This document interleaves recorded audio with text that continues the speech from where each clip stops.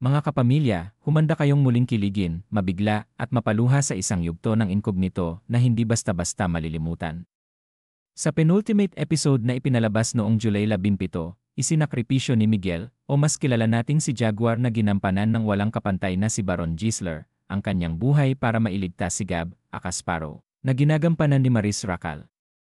Sa huling misyon nila laban sa sindikatong Elcano, sinalubong ng dugo, pawis, at luha ang bawat hakbang ng contracts, habang nakapalibot ang buong batalyon ng kalaban. Sina Yue Short na si Richard Gutierrez at Max Eagle na si Kayla Estrada ay walang sinukuan kahit naubos na ang kanilang bala. Mga duguan, sugatan, at halos wala ng lakas, pero bitbit nila ang bigat ng pagkamatay ni Jaguar, isang apoy na nagtulak sa kanila na lumaban hanggang dulo. At nang masukol si Max ni Gaspar, ang brutal na kalaban na ginampanan ni Vong Navarro, muntik nang maputol ang hininga ng pag-asa.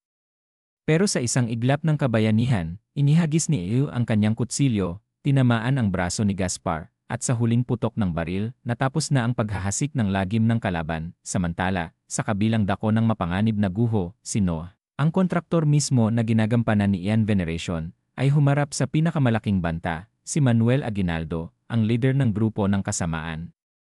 Isang manu-manong bakbakan na punong-puno ng galit, pighati, at paninindigan ang sumiklab sa pagitan nila.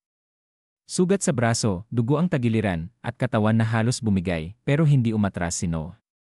At sa huli, matapos ang matinding palitan ng suntok at saksak, natapos ang lahat sa isang granadang inilapag mismo ni Noah sa tabi ng wala ng lakas na si Manuel. Isang tagpong matagal nating dadalhin sa ating alaala. At sa wakas, sa huling utos na narinig ng contracts mula kay kontraktor, proceed to exit point. Isang linya pero may bigat ng buong serye. Dito tuluyang nagtapos ang misyon, pero hindi ang sakit.